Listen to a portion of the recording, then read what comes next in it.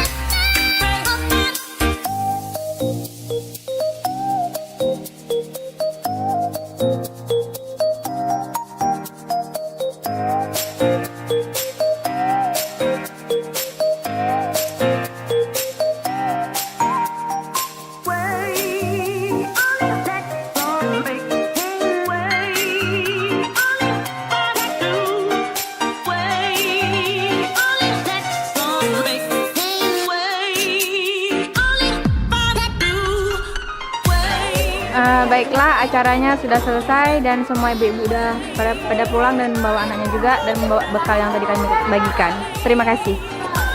Halo Kak Bo. Kak Jale Bo. Aidil.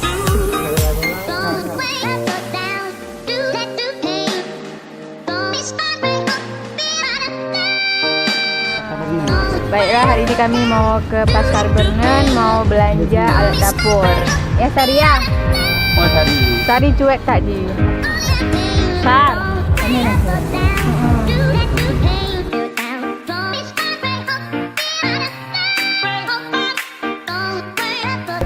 refreshing.